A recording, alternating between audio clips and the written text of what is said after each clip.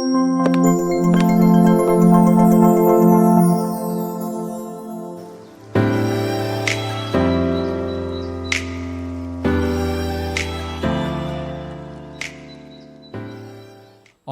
உங்களோடு இருப்பாராக. லூக்கா எழுதிய பரிசுத்த நற்செய்தியிலிருந்து வாசகம். ஆண்டவரே மாட்சி உமக்கே. லூக்கா நற்செய்தி 16ஆம் அதிகாரம் 22 இறை வார்த்தைகள்.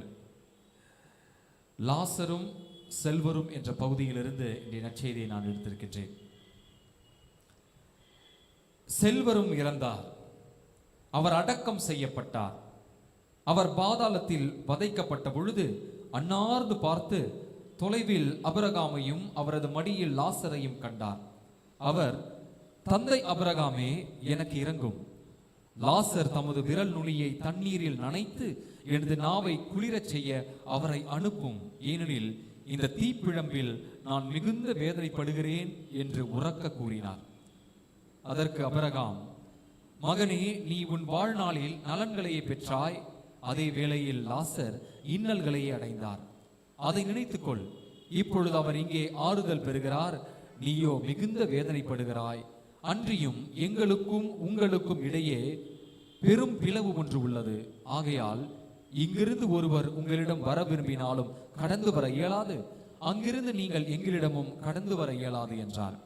அவர், அப்படியானால் தந்தையே, அவரை என் தந்தை வீட்டிற்கு அனுப்புமாறு உம்மிடம் வேண்டுகிறேன். எனக்கு 5 சகோதரர்கள் உண்டு. அவர்களும் வேதனை மிகுந்த இந்த இடத்திற்கு வராதவாறு அவர் அவர்களை எச்சரிக்கலாமே என்றார். அதற்கு அபிரகாம், மோசேயும் இறைவாக்கினர்களும் அவர்களுக்கு உண்டு, அவர்களுக்கு செவி சாய்க்கட்டும் என்றார். அவர், அப்படியல்ல தந்தை அபிரகாமே, இறந்த ஒருவர் அவர்களிடம் போனால் அவர்கள் மனம் மாறுவார்கள் என்றார். அபிரகாம், அவர்கள் மோசேக்கும் இறைவாக்கினர்களுக்கும் செவி சாய்க்காவிட்டால் இறந்த ஒருவர் உயிர்த்தெழுந்து அவர்களிடம் போனாலும் நம்ப மாட்டார்கள் என்றார். இது இன்று உங்களுக்கும் எனக்கும் கிறிஸ்து இயேசு தருகின்ற உயிருள்ள வாழ்வு தரும் வார்த்தைகள்.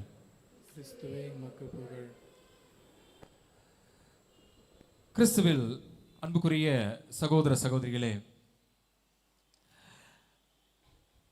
கொரோனா டைம்ல, குறிப்பா அந்த லாக்டவுன் டைம்ல நமக்கு நிறைய வாட்ஸ்அப் மெசேஜ்லாம் வந்துச்சு, அப்படிதானுங்களே? நிறைய வாட்ஸ்அப் டாக்டர்ஸ்லாம் வந்தாங்க. அந்த கஷாயம் குடிங்க, இந்த கஷாயம் குடிங்க, கொரோனா கஷாயம்னு ஒரு ரெசிபியே சர்க்குலேட் ஆகி கொண்டு இருந்துச்சு. இதை செய்யணும், அதை செய்யணும், இந்த விட்டமின் சாப்பிடணும், அந்த காய்கறி சாப்பிடணும், பெரிய லிஸ்ட். நம்ம நிறைய பேர் எதை ஃபாலோ பண்றது, எதை விடுறதுனே தெரியாம ரொம்ப கன்ஃபியூஸ் ஆனோம். ஆனாலும் எதெல்லாம் நம்மளால் எடுக்க முடியுமோ எல்லாம் எடுத்தோம். நாங்களும் எடுத்தோம், விட்டமின் டேப்லெட்ஸ் எல்லாம் எடுத்தோம், இந்த கபசுர குடிநீர் அதெல்லாம் குடித்தோம், அப்படியே ஃபாலோ பண்ணோம். ஏன்னா ஒரு பக்கம் ஒரு சின்ன பயம் இருந்தது, அப்படிதானுங்களே? ஒரு சமயம் இங்கே சொல்றதெல்லாம் எடுக்காமல் கொரோனா வந்துருச்சுன்னா அப்புறம் இப்போ எடுத்திருந்தா ஓரளவுக்கு தப்பிச்சிருக்கலாமே நினைப்போமே அப்படின்ற ஒரு சின்ன எண்ணத்தில் நம்ம எல்லாத்தையும் எடுத்தோம். இன்றைக்கு அன்புக்குரியவர்களே, இந்த நூற்றாண்டுல உடலை குறித்த அறிவு, அவேர்னஸ் ரொம்ப அதிகமாயிட்டே போகுது. இப்பெல்லாம் நம்ம ஆர்கானிக் உணவுகளை தேட ஆரம்பிச்சிட்டோம், அப்படிதானுங்களே? பெஸ்டிசைட்லாம் இல்லாத ஆர்கானிக் உணவுகள், நல்ல உடலுக்கு சத்துள்ள உணவுகளை நம்ம தேட ஆரம்பிச்சிட்டோம். முன்னெல்லாம் நம்ம ஒரு ப்ராடக்ட், ஒரு பொருள் வாங்கினோன்னா அந்த பொருள் அப்படியே எடுத்து கடையை பேக்கில் போட்டு கொண்டு வருவோம். இப்போல்லாம் கொஞ்சம் திருப்பி பார்க்க ஆரம்பிச்சிட்டோம். என்ன எக்ஸ்பைரி டேட், இப்படிதானுங்களே? இது எப்போ மேனுஃபேக்சர் பண்ணாங்க, எந்த நாள் வரைக்கும் இது வேலிடு, ஓரளவுக்கு அந்த நாலேஜ்லாம் கொஞ்சம் அதிகமாயிருச்சு. எக்ஸசைஸ், வாக்கிங், இதெல்லாம் ஃபிட்னஸ், இதெல்லாம் இன்னைக்கு கொஞ்சம் அப்படியே மேலே வந்துருச்சு. முன்ன அதெல்லாம் கிடையாது. நாங்களாம் தியானம் கொடுக்கும்போது இப்போல்லாம் கிராமத்தில் கூட காலையில் வெள்ளை வேஷ்டி வெள்ளை சட்டை தலையில் கட்டிக்கிட்டு வாக்கிங் போகிற ஆளுங்கெல்லாம் உண்டு கிராமத்தில் கூட இன்னைக்கு. ஸோ எல்லா பக்கமும் உடலை குறித்த அவேர்னஸ் அதிகமாகிக் கொண்டே இருக்கு. நல்லதுதான், உடல் கடவுளால் கொடுக்கப்பட்ட ஒரு கொடை, இதை பார்த்து கொள்ள வேண்டும். It is good. ஆனால் அன்புக்குரியவர்களே, இந்த உடலை போல நம்ம கிட்ட இன்னொரு உண்மை உண்டு, இன்னொரு முக்கியமான காரியம் உண்டு. அதை நம்ம என்ன பண்ணிட்டு இருக்கோம்? நமக்குள்ளேயே இருக்கிறது. நம்ம இப்படி பார்த்துக்கிற இந்த உடல் இறந்த உடனே என்ன ஆகுது? சில மணி நேரத்திலேயே இந்த உடல் அழுக தொடங்கி விடுகிறது, டீகேயிங் ப்ராசஸ் ஸ்டார்ட் ஆகுது. முதல் ப்ராசஸ், அதாவது 4 ப்ராசஸ் இருக்கு பாடி டீகேயிங்க்கு, அது அழிந்து போறதுக்கு. முதல் ப்ராசஸ்க்கு ஆங்கிலத்தில் இப்படி சொல்லுவாங்க, செல்ஃப் டைஜஷன். டைஜஷன் என்றால் ஜீரணமாவது. செல்ஃப் டைஜஷன் அதுதான் முதல் ப்ராசஸ். அதாவது அந்த உடலே அதனுடைய செல்ஸ் எல்லாமே உண்ண ஆரம்பிக்கிறது, சாக ஆரம்பிக்கிறது. அதுல இருந்து வரும் துர்நாற்றம் தான் நம்மளால தாங்க முடியல, அந்த டெட் பாடி பக்கத்தில் நிற்க முடியல. சில மணி நேரத்தில் எல்லாம் இது தொடங்கிவிடும் அன்புக்குரியவர்களே. இதுதான் உடல். அதன் பிறகு உடல் அடக்கம் செய்யப்படுகிறது. ஆனால் இறந்த பிறகு நம்மிடம் இருக்கிற இன்னொரு விஷயம், அது என்ன தெரியுங்களா? லத்தீன்ல ஆல்மா என்பார்கள். ஆன்மா. ஆன்மா அப்படின்ற இந்த உயிருள்ள, என்றுமே அழியாத, நம்மோடு இருக்கின்ற கடவுளின் கொடையாகிய இந்த ஆன்மா இறந்த பிறகும் தொடர்ந்து வாழ்கிறது. அதற்கு ஒரு பயணம் இருக்கிறது. இன்றைய நற்செய்தியை நீங்க பாத்தீங்கன்னா, ஆண்டவர் இயேசுவினுடைய வார்த்தைகளுங்க. இது எந்த ஒரு அப்போஸ்தலருடைய வார்த்தையும் கிடையாது. இது நற்செய்தி, லூக்கா நற்செய்தியில் எடுக்கப்பட்ட வார்த்தைகள். ஆண்டவர் சொல்கிறார், 2 பேர் இருந்தார்கள், ஒருவன் பணக்காரன், இன்னொரு லாசர். செல்வர் இறந்தார். மறக்காமல் நற்செய்தியாளர் இன்னொரு வார்த்தையை சொல்கிறார், அவர் அடக்கம் செய்யப்பட்டார். அப்ப அவருடைய உடல் கல்லறையிலே, நமக்கு தெரியும் யூத கல்லறைகள் எப்படின்னு, வச்சு மூடிட்டாங்க, அப்படிதானுங்களா? ஆனால் நற்செய்தியில ஆண்டவர் சொல்கிறார், அவர் இன்னொரு இடத்துக்கு செல்கிறார். அந்த இடத்திலே அவர் வதைக்கப்படுகிறார். பாடி உள்ள போயிருச்சுங்க, ஆனா அவருக்கு எல்லா உணர்ச்சிகளும் அப்படியே இருந்திருக்கிறது. தாகம் எடுத்திருக்கிறது அவருக்கு. அவர் தண்ணீர் கேட்கிறார். உடல் இல்லை, ஆனால் தண்ணீர் கேட்கிறார். லாசருடைய அங்க பாருங்க, அப்ப லாசரையும் அங்க பார்த்திருக்கிறார். அவருடைய விரல் நுனியில் ஒரு சொட்டு தண்ணி எனக்கு கொடுங்கன்னு கேட்கிறார். இந்த வதைத்தலை என்னால் தாங்க முடியவில்லையேன்னு. இந்த நற்செய்தி வழியாக ஆண்டவர் நமக்கு என்ன சொல்கிறார்? மகளே, நீ உடலை மட்டும் பார்த்து இந்த உலகத்தில் வாழ்ந்து விடாதே. இந்த உலகில் நீ இறந்த பிறகு ஆன்மா என்று ஒன்று உண்டு. உன் ஆன்மா தன் பயணத்தை தொடர வேண்டும். இந்த பயணத்தை கத்தோலிக்க திருச்சபையினுடைய மறைக்கல்வி நமக்கு 3 காரியங்களை சொல்லிக் கொடுக்கிறது. ஆன்மாவுடைய பயணம் எங்க அமையலாம் என்று. இப்ப நான் சொல்வது catechism of the catholic church சொல்லுவாங்க. கத்தோலிக்க திருச்சபையின் மறைக்கல்வி புத்தகம். அது பகிரங்க கத்தோலிக்க திருச்சபையினுடைய படிப்பினைகள், நமக்கு டீச்சிங் ஆஃப் தி சர்ச். அதுல அன்புக்குரியவர்களே, 1030 32 இந்த 3 பேராகிராஃப்ஸ், இந்த பாயிண்ட்ஸ் எப்படி திருச்சபை கொடுத்திருக்கிறது என்றால் 1 2 3 4ன்னு நம்ம விசுவாச பிரமாணத்துல இருந்து ஒவ்வொரு தெளிவையும் நமக்கு டீச்சிங்காக, நமக்கு படிப்பினையாக கொடுத்திருக்கிறது. அதுல 1030 32 வரைக்கும் ஒரு இடத்தை பற்றி பேசுகிறது. அது என்னவென்றால், ஒரு சமயம் ஆண்டவருடைய அருளால் நிரப்பப்பெற்ற ஒரு ஆன்மா, ஆண்டவருடைய அருளால் நிரப்பப்பெற்று அவருடைய நட்புறவிலே வாழ்ந்தது. ஆனால் அது அவரோடு இணையும் அளவுக்கு தூய்மையாக இல்லை, தன்னை தூய்மைப்படுத்தவில்லை இந்த பூமியில் இருக்கும் பொழுது. ஆகவே அதற்கு குறைபடுகின்ற அந்த தூய்மைப்படுத்துதலை நிறைவுபடுத்தும் ஒரு இடத்திற்கு அது செல்கிறது. அதற்கு உத்திரிக்க ஸ்தலம் என்று திருச்சபை பெயரிடுகிறது, பர்கட்டோரி.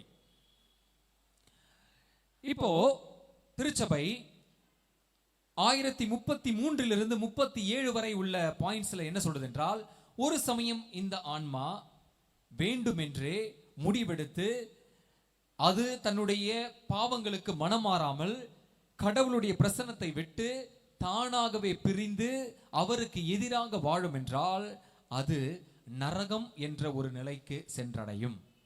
அது எப்படி இருக்கும்? அங்க நெருப்பு இருக்கும், அங்க இதற்கு, அதை பத்தி எதுவுமே திருச்சபை சொல்வதில்லை. இந்த நிலைகளை மட்டும் நமக்கு சொல்கிறது. இது ரொம்ப முக்கியம் அன்புக்குரியவர்களே, நம்ம இதை புரிஞ்சுக்கணும். உடலின் அடக்கம் நமக்கு தெரியும். உடல் அடக்கம் செய்த பிறகு என்ன நடக்கும் என்பதை திருச்சபை நமக்கு காண்பிக்கிறது.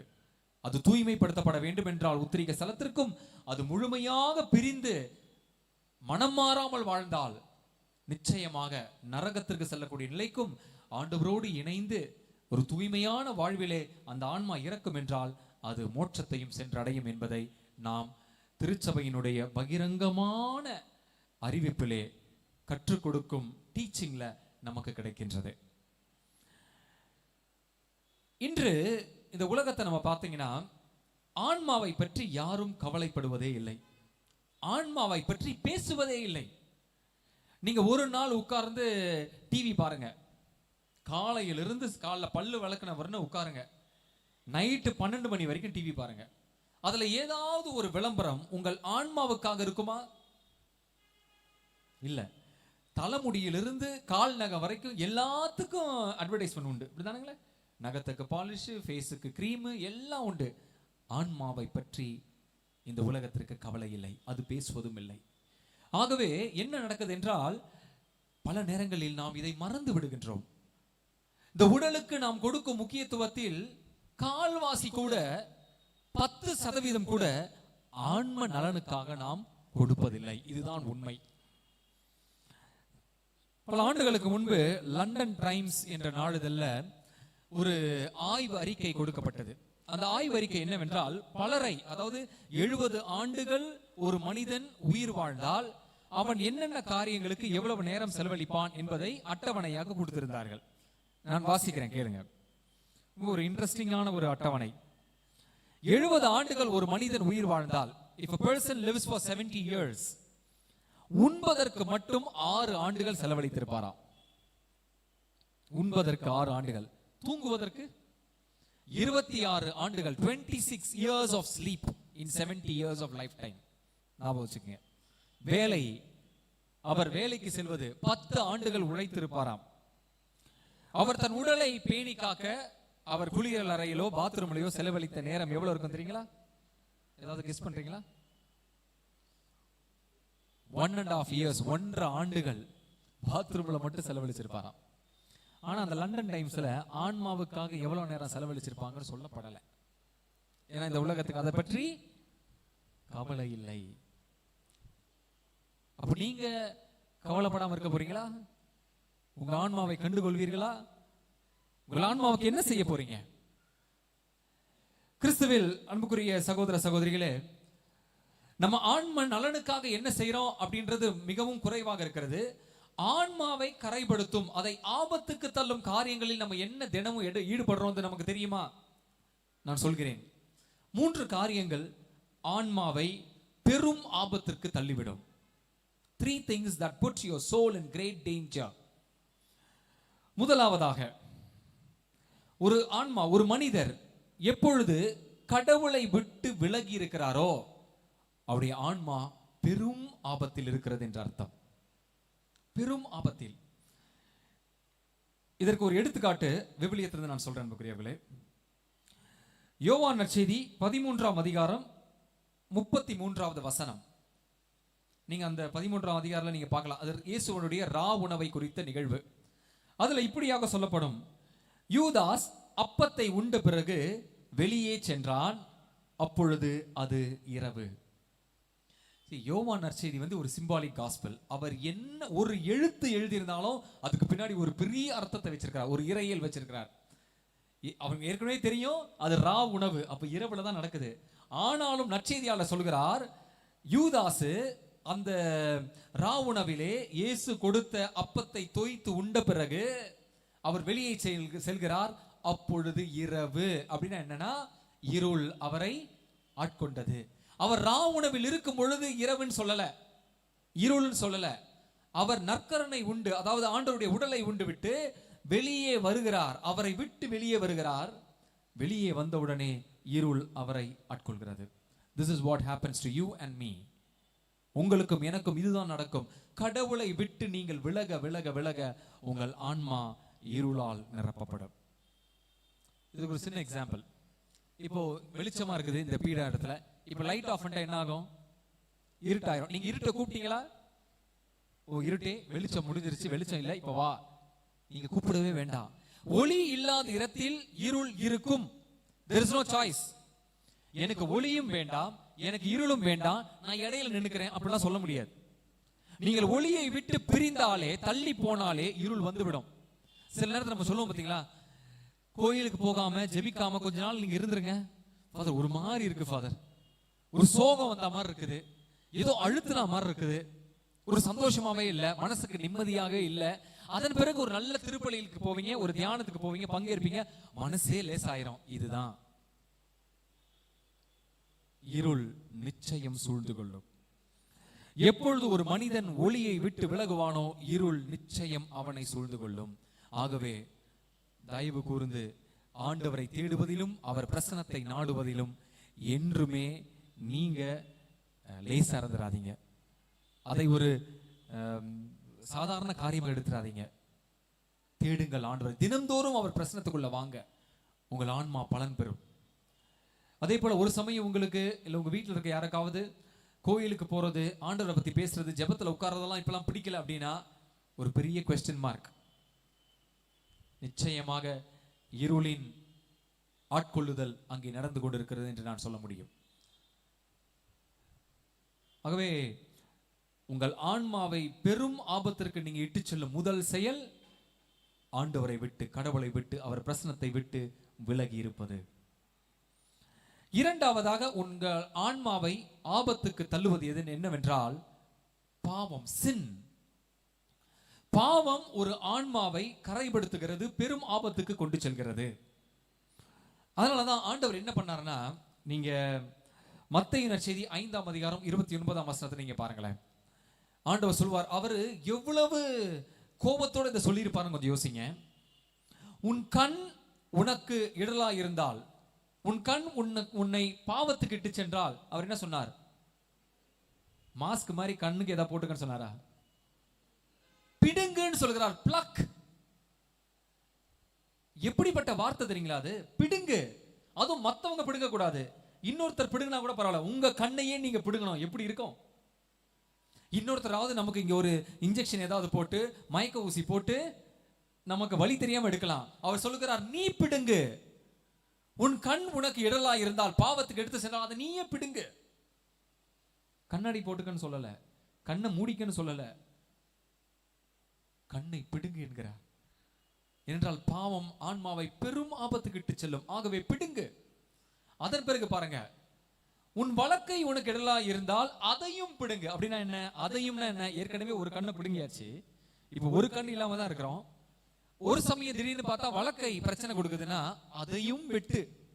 அதை கட்டி போடுன்னு கூட சொல்லல, வெட்டு. முழு உடலும் என்னை விட்டு முழுமையாக பிரிந்து நரகத்துக்கு செல்வதை விட உன் உடலில் ஏதோ ஒரு பாகத்தை நீ இல்லாமல் வாழ்வது உனக்கு நலம் என்று சொல்கிறார். சின், பாவம் நம்மை, நம் ஆன்மாவை பெரும் ஆபத்துக்கு இட்டு செல்கிறது. அது எதுவாக இருக்கட்டும், பாவத்துக்கு மட்டும் தயவு சேர்ந்து இரக்கம் காட்டாதீர்கள். நிறைய பேர் இரக்கம் காட்டுறோம். நமக்கு தெரியும் இந்த நபரால், இந்த இடத்துல, இந்த காரியத்தால் நமக்கு பாவம் வருகிறது, மனசு நொந்துற போறாங்க, கஷ்டப்பட்டு ஏதாவது சொல்லிடக்கூடாது, கொஞ்சம் இரக்கம்.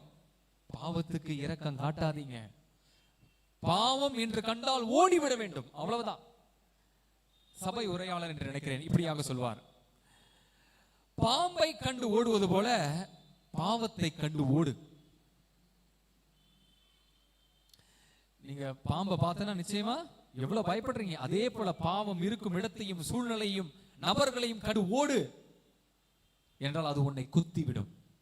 அதோடு நீ டயலாக் வச்சுக்காத, அதோடு உறவு வச்சுக்காத. பாவம் நிச்சயமாக கடிக்கும் என்கிறார். நமக்கு விடுதலை பயணம் 39வது அதிகாரத்துல பாவத்தை விட்டு ஓடிய ஒருவரை பற்றிய ஒரு அருமையான நிகழ்வு இருக்கிறது. பாருங்க எப்படி ஒருவர் பாவத்தை விட்டு, நீங்களும் நானும் பாவத்தை விட்டு ஓட வேண்டும், தப்பிக்க வேண்டும் என்று நினைத்தால் உங்களுக்கு உதவி உங்க பக்கத்திலிருந்து வருதோ, உங்க குடும்பத்திலிருந்து வருதோ எனக்கு தெரியாது, ஆனா விண்ணகத்திலிருந்து உதவி நிச்சயம் வரும். பாவத்தை விட்டு விலக நினைக்கும் எந்த சகோதரனும் சகோதரிக்கும் விண்ணகம் உதவி செய்யும், கடவுளின் கரம் உதவி செய்யும்.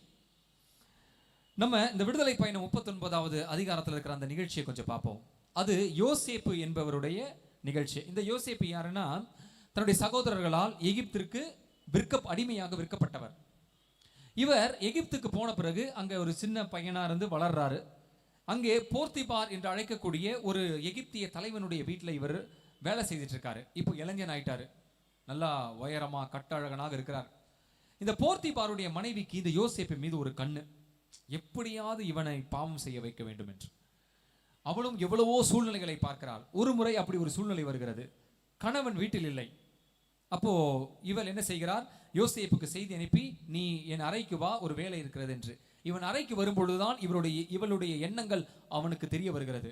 பாவத்துக்கு அழைக்கிறாள். உடனே இவன் ஓட பார்க்கிறான். அப்பொழுது அவள் இவன் ஆடையை பற்றி கொள்கிறாள். இப்படிதான் பாவம் பற்றி கொள்ளும், நம்மை பற்றி கொள்கிறாள், பிடித்துக் கொள்கிறாள். உடனே இவர் என்ன செய்கிறார் என்றால், தன் ஆடைகளை களைந்து விட்டு அம்மனமாக ஓடுகிறார். அப்பொழுது தலைவன் உள்ளே வருகிறான், இவளுடைய கணவன் உள்ளே வருகிறான், பார்க்கிறான் யோசேப்பு ஓடுவதை. வந்து என்ன ஆச்சுன்னு கேட்கிறார். இவள் அப்படியே கதையை திருப்பி போடுகிறார். உன்னுடைய வேலையால் யோசேப்பு என்னை பாவத்துக்கு தூண்டினான் என்று அவன் மீது பழி போட்டு விடுவார். போர்த்திபார் எதையும் கேட்காமல் தன் மனைவியை நம்பி யோசேப்புவை சிறையில் அடைத்து விடுவார். இப்போ சிறையில் அடைத்த உடனே யார் உள்ள இருக்கா பாருங்க. பாவத்தை விட்டு ஓட வேண்டும் நினைத்த ஒரு நல்ல மனிதன், ஒரு இளைஞன், தெய்வ பக்தியுள்ள ஒருவன் சிறையில் அடைக்கப்பட்டிருக்கிறான். இப்போ கடவுள் என்ன செய்கிறார்? அவர் கரம் என்ன செய்யுதுன்னு பாருங்க. விண்ணகம் எப்படி திட்டமிடுகிறது என்று பாருங்கள். இவருடைய விடுதலைக்கு என்ன நடக்குது என்றால், அன்று இரவே பார்வோனுடைய அரண்மனையில் இருந்து 2 பேரையும் கொண்டு வந்து இவன் அடைக்கப்பட்ட, யோசேப்பு அடைக்கப்பட்ட சிறையில் அடைத்து விடுவார்கள். 3 பேர் அன்று அந்த சிறையில் இருப்பார்கள். அடுத்த நாள் காலையில் எழும்பொழுது பார்த்தால், இவரோடு அடைக்கப்பட்ட 2, ஒருவன் பார்வோனுக்கு ரொட்டி சுடுபவன், இன்னொருவன் பார்வோனுக்கு திராட்சை ரசம் கொடுப்பவன். இப்போ யோசேப்பு இவங்க 2 பேர் முகத்தை பார்த்து கேட்பாரு. காலையில் எழுந்த உடனே, என்ன ரொம்ப சோகமா இருக்கு உங்க முகங்கள்? அப்ப 2 பேரும் சொல்லுவாங்க, இங்க 2 பேருக்கும் கனவு வந்துச்சு, அந்த கனவுக்கு என்ன அர்த்தமே புரியல அப்படின்னு. உடனே யோசேப்பு சொல்வார், என் ஆண்டவர் எனக்கு விளக்குவார், நீங்கள் உங்கள் கனவை சொல்லுங்கள் என்று. அப்போ ரொட்டி சுடுபவன் ஒரு கனவை சொல்கின்றார். அந்த கனவை கேட்ட உடனே இவர் சொல்கிறார், அதனுடைய டீடைல்ஸ் நான் போக விரும்பல பிகாஸ் ஆஃப் டைம். என்ன சொல்றார் என்றால், இன்னும் 3 நாளிலே நீ நிரபராதி என்று, நீ குற்றவாளி என்று நிரூபிக்கப்பட்டு உன்னை கழுமரத்தில் கட்டுவார்கள், காக்கை வந்து உன்னுடைய சதையை உண்ணும் என்று சொல்வார், உன்னை கொத்தி தின்னும் என்று சொல்வார். அவன் பயந்தே போயிடுவான். அப்ப இந்த திராட்சை ரசம் ஊற்றுபவன் கேட்கிறான், என் கனவுக்கு சொல் என்று. அப்ப அவன் கனவை அவன் விளக்கி கொடுக்கிறான். அதற்கு யோசேப்பு சொல்கிறான், இன்னும் 3 நாளில் நீ நிரபராதி என்று நிரூபிக்கப்பட்டு மீண்டும் நீ அரண்மனைக்கு போய் நீ செய்திருந்த வேலையை மீண்டும் செய்வாய். அப்பொழுது யோசேப்பு சொல்கிறார், நீ அரண்மனைக்கு போகும் பொழுது என்னை மறந்து விடாதே அப்படின்னு மட்டும் சொல்வார். இப்போ என்ன ஆகும் என்றால், அதே போல 3 நாளிலே யோசேப்பு என்ன சொன்னாரோ அது அப்படியே 2 பேருக்கும் நடந்துரும். இந்த திராட்சை மது ஊற்றுபவன் பார்வோனின் அரண்மனைக்கு போய் விடுவான். அங்கே போன உடனே இப்போ அடுத்த பிளான், விண்ணகத்தின் திட்டம் என்ன பாருங்க. பார்வோனுக்கு ஒரு கனவு வரும். அந்த கனவை அவன் அங்க இருக்கிற எல்லா ஞானிகளையும் கூப்பிட்டு, அவர்களுடைய குருக்கள் எல்லாம் கூப்பிட்டு கேட்பான், இந்த கனவுக்கு அர்த்தம் சொல்லுங்க. யாருக்கும் சொல்ல முடியாது. பயங்கர கோபம் வந்துடும் பார்வோனுக்கு. இவன் திராட்சை ரசத்தை குடிப்பான். அப்பொழுது தீர்ந்து விடும். உடனே அழைப்பான், யார் திராட்சை ரசம் கொடுங்கன்னு. கொண்டு வந்து ஊற்றும் பொழுது இவன் கேட்பான், அரசே கோச்சிக்காதீங்க, நான் உங்களுக்கு ஒரு விஷயம் சொல்றேன். நான் சிறையில் இருந்த பொழுது எகிப்திய இளைஞன் ஒருத்தன் இருந்தான். அவனுக்கு அவங்க கடவுள் கனவை விளக்கக்கூடிய கொடையை கொடுத்துருக்காரு, நீங்க கூப்பிட்டு கேட்டு பாருங்க. அப்போ பார்வோன் சொல்லுவான், சரி அவனை கூட்டு வாங்கன்னு. கூட்டு வந்து இவர் தன் கனவை சொல்வார். கனவை சொன்ன உடனே அந்த கனவுக்கு அருமையான ஒரு விளக்கத்தை யோசேப்பு கொடுப்பார். அதாவது, அடுத்த 7 ஆண்டுகள் அரசே உங்கள் நாடு நன்றாக விளையும். நீங்கள் என்ன செய்ய வேண்டும், அந்த களஞ்சியத்தில் விளையும் அனைத்தையுமே களஞ்சியத்தில் சேர்த்து வைங்கள். ஏனென்றால் அடுத்த 7 ஆண்டுகள் பஞ்சம் உங்கள் நாட்டில் வரும். உடனே இதை தெரிஞ்ச உடனே அரசனுக்கு ரொம்ப சந்தோஷமாயிரும். அவன் மோதிரத்தை அவிழ்த்து யோசேப்பு கிட்ட கொடுத்து, நீ தான் இனிமேல் தளபதி, நீ தான் எல்லாத்துக்கும் இன்சார்ஜ், நீயே இந்த 7 ஆண்டுகள் தானியங்களை சேர்ப்பதற்கு தலைவனாக இரு என்று கொடுத்து விடுவார். ஒரு பெரிய பதவிக்கு யோசேப்பு உயர்த்தப்படுவார். பாருங்க, பாவத்தை விட்டு ஓட வேண்டும் என்று நினைத்த ஒரு மனிதனுக்கு விண்ணகம் என்ன செய்கிறது பாருங்க. நீங்கள் மட்டும் பாவத்தை விட்டு ஓட வேண்டும் என்று முடிவெடுத்தால், வேண்டாம் என்று நினைத்தால் உங்களுக்கு உதவி வரும். விண்ணகம் உங்கள் பக்கத்தில் வந்து நிற்கும். கடவுளின் வலிமையான கரம் உங்களை வழி நடத்தும். ஆனா நம்ம அந்த முடிவு எடுக்கணும், அதுதான் ரொம்ப முக்கியம். செகண்ட், அதாவது முதல் சொன்னேன், முதல் ஆபத்து கடவுளை விட்டு பிரிந்திருக்கும் ஆன்மா பெரிய ஆபத்தில் இருக்கிறது. 2வது, பாவத்தில் வாழும் ஆன்மா பெரிய ஆபத்தில் இருக்கிறது. 3வதாக, இதுவும் ரொம்ப முக்கியமானது, இதை நம்ம பல நேரங்கள்ல மறந்துடுறோம். என்ன தெரியுங்களா? மத்தேயு நற்செய்தி 18ஆம் அதிகாரம் 6ஆம் வசனம். அதாவது இப்படியாக ஆண்டவர் சொல்வார், நான் உங்களுக்கு வாசிச்சிடுறேன். என் மீது நம்பிக்கை கொண்டுள்ள இச்சின்னஞ்சிறியோருள் எவரையாவது பாவத்தில் விழச் செய்வோருடைய கழுத்தில் எந்திரகல்லை கட்டி தொங்க விட்டு ஆழ்கடலில் அமர்த்துவது அவர்களுக்கு நல்லது என்றார். அப்படின்னா என்ன அர்த்தம் தெரியுங்களா? ஆண்டவர் சொல்கிறார், நீ யாரையாவது பாவத்துக்கு இட்டு சென்றால், நீ முதல்ல பாவத்துல விழுவது உனக்கு ஆபத்து. அதே போல நீ இன்னொரு ஆன்மாவை பாவத்துக்கு இட்டு சென்றால் உன்னை என்ன செய்ய வேண்டுமா? கழுத்துல பெரிய கல்லை கட்டி உன்னை குளத்துல கிடையாது, குட்டையில கிடையாது, எங்க? ஆழ்கடலில் அமிழ்த்துவது நல்லது என்கின்றார். ஏன் ஆண்டவர் இப்படி சொல்லணும்? இரக்கமுள்ள கடவுள் ஏன் இப்படி சொல்லணும்? அன்பே உருவான கடவுள் ஏன் இப்படி சொல்லணும்? அதுவும் பாருங்க, கடல்ல நம்மளெல்லாம் தூக்கி போட்டாலே முடிஞ்சிருச்சு கதை. கல்லை கட்டி தூக்கி போட்டா ஒரு சமயம் உனக்கு நீச்சல் தெரிஞ்சா தப்பிச்சிடக்கூடாது. இன்னொருவரை பாவத்துக்கு இட்டு செல்பவர் கடவுளுடைய பார்வையில் இப்படித்தான். இன்னைக்கு நிறைய பேர் நம்ம எவ்வளோ பேரை பாவத்துக்கு இட்டு செல்கிறோம். குறிப்பா இளைஞர் எல்லாம் பெண்கள்லாம் சில நேரங்களில் அவங்க ஃப்ரெண்ட்ஸ் யாராவது ஒருத்தர் ஒரே ஒரு முறை, சின்ன time, it's okay, small thing, ஒரு முறை இந்த குடி பழக்கத்துக்கு நிறைய பேர் அடிமையாவது காரணம் என்ன தெரியுங்களா? நண்பர்கள் தான். வேணான்னு சொல்லுவாங்க, ஒரே ஒரு டைம் ஜாலி, அவ்வளவுதான், வாழ்க்கையே போயிருந்தது, குடும்பமே அழிந்து போகிறது, அந்த ஆன்மாவே அதில் சிக்கிக் கொள்கிறது. எந்த புதை சேற்றில் ஒரு ஆன்மா புதைந்து விடும் என்று உங்களுக்கு தெரியாது. தயவு கூர்ந்து நீங்கள் யாரையும் பாவத்துக்கு இட்டு செல்லாதீர்கள். எந்த வகையிலும், எந்த ஒரு சின்ன பாவம், திருட்டு, பொய், ஏமாத்துறது, உங்க பிள்ளைகளுக்கு நல்லதை சொல்லிக் கொடுங்கள், குறுக்கு வழிகளை சொல்லிக் கொடுக்காதீர்கள். அந்த ஆன்மா கற்றுக்கொண்டால் அது வாழ்நாள் முழுக்க அதில் மாட்டிக்கொள்ளும். நம்மளுடைய நடை, உடை, பாவனை, பேச்சு, நம்ம முடிவுகள் எதுவும் இன்னொருவரை பாவத்துக்கு இட்டு செல்லக்கூடாது. இதை மனசுல வச்சுங்க அன்புக்குரியவர்களே. உங்க ஆன்மாவை மட்டும் நீங்க பாதுகாத்தா போதாது, பிறருடைய ஆன்மாவுக்கும் நீங்கள் பதில் சொல்ல வேண்டிய தருணங்கள் வரலாம். இன்னொருவரை பாவத்துக்கு தயவு கூர்ந்து இட்டு செல்ல வேண்டாம். எதன் வழியாக? புரிந்து கொள்ளுங்கள். இந்த 3 காரியங்கள் ஆன்மாவை ஆபத்துக்கு இட்டு செல்கிறது. திருப்பி நான் சொல்கிறேன், கடவுளை விட்டு எவர் ஒருவர் விலகி வாழ்வாரோ, இரண்டாவதாக எவர் ஒருவர் பாவத்திலே வாழ்ந்து கொண்டிருப்பாரோ, மூன்றாவது எவர் ஒருவர் இன்னொருவரை பாவத்துக்கு இட்டு செல்வாரோ, இவர்கள் எல்லாம் ஆன்மாவை பெரும் ஆபத்துக்கு இட்டு செல்கின்றனர். அடுத்ததாக நான் சொல்ல வேண்டியது என்னவென்றால், அப்போ ஆன்ம நலனுக்காக என்ன செய்வது? ஆன்மாவின் கெடுதலுக்கு என்ன செய்யணும், என்ன செய்துட்டு இருக்கோம்னு சொல்லிட்டேன். ஆன்மாவின் நலனுக்கு என்ன செய்வது? what we should do for the good of the soul அப்படின்னு கேட்டீங்கன்னா 3 காரியங்கள் மீண்டுமாக. முதலாவதாக, உங்கள் ஆன்மாவை சுத்தமாக வைத்துக் கொள்ளுங்கள். அது ரொம்ப முக்கியம்.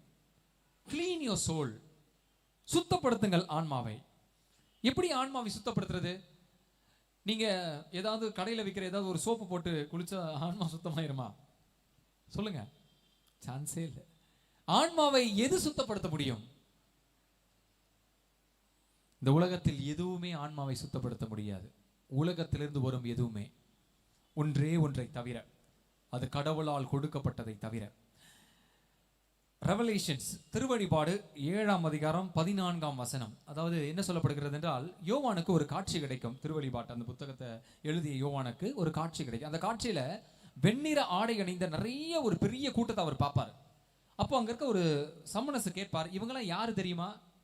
அப்போ இவங்க சொல்ல, எனக்கு தெரியாது, நீங்க சொல்லுங்க. அப்போ சம்மனஸ் சொல்வார், இவர்கள் எல்லாம் இந்த வெண்ணிற ஆடை அணிந்து தூய்மையாக நிற்கிற இவங்க எல்லாம் பெரும் துன்பத்திலிருந்து தப்பித்தவர்கள்.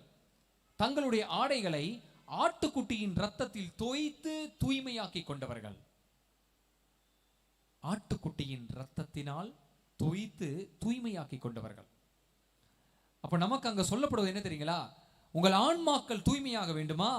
ஆட்டுக்குட்டியின் ரத்தத்தில் அவை தோய்க்கப்பட வேண்டும். ஆட்டுக்குட்டினா எந்த ஆட்டுக்குட்டி? இறைவனின் ஆட்டுக்குட்டி. பாவமே அறியாத, பாவம் தொட முடியாத, பாவத்தை வென்ற, மாசு மறுவற்ற ஆட்டுக்குட்டியாக நம் ஆண்டவர் இயேசு கிறிஸ்துவின் பரிசுத்த திவ்ய ரத்தம். அந்த ரத்தத்துக்கு மட்டும்தான் பாவங்களை கழுவக்கூடிய வல்லமை உண்டு. ஆன்மாவை தூய்மையாக்கக்கூடிய வல்லமை உண்டு. அதை நம்ம எங்க பார்க்கிறோம்? இன்னைக்கு அதுதான் உங்களுக்கு கொடுக்கப்பட போகிறது. ஒப்புரவு அருட்சாதனம். ஒப்புரவு அருட்சாதனத்தை பழைய காலத்துல சொல்லுவாங்க, பாவ சங்கீதத்துல தொட்டின்னு சொல்லுவாங்க. கேட்டிருக்கீங்களா?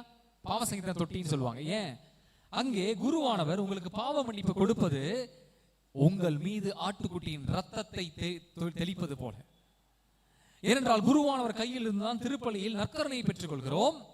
அதே குருவானவர் பாவ சங்கீதத்திலே அந்த ஆட்டுக்குட்டியின் ரத்தத்தை நம் மீது தெளித்து நமக்கு பாவ மன்னிப்பு கொடுக்கின்றார்.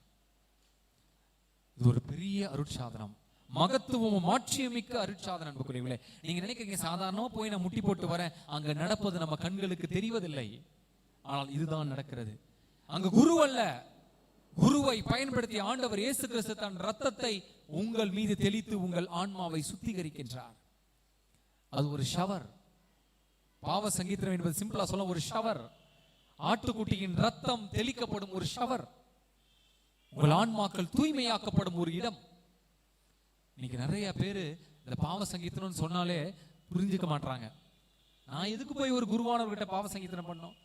அவரும் ஒரு மனிதர் தானே, அவரும் பாவம் செய்யறாரு.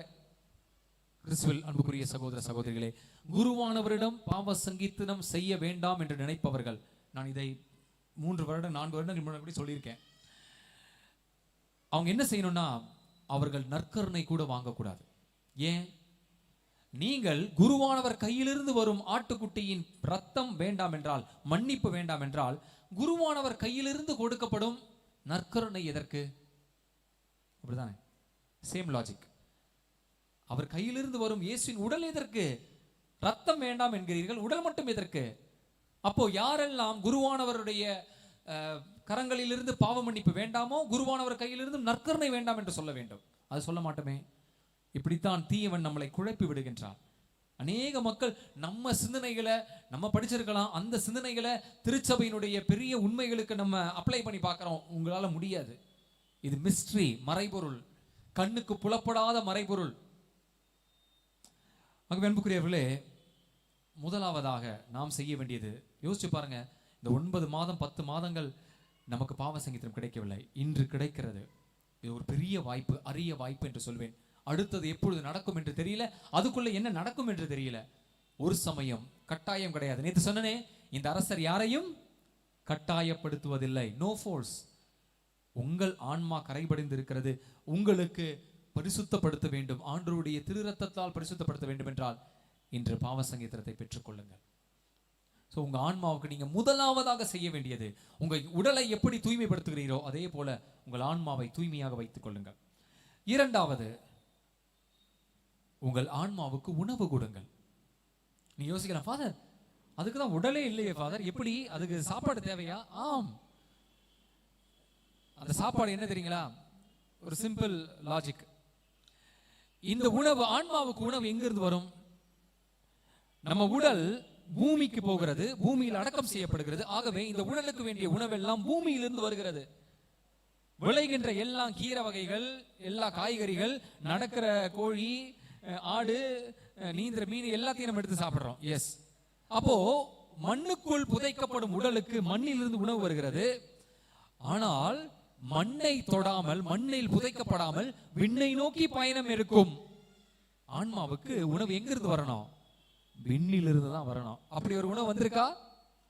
வந்திருக்கு. ஆண்டவர் சொன்னார், நானே வானிலிருந்து இறங்கி வந்த வாழ்வு தரும் உணவு, என்னை யாராவது உண்டால், அதனாலதான் சொன்னார், அவர் என்றுமே வாழ்வார், சாவே இல்லை.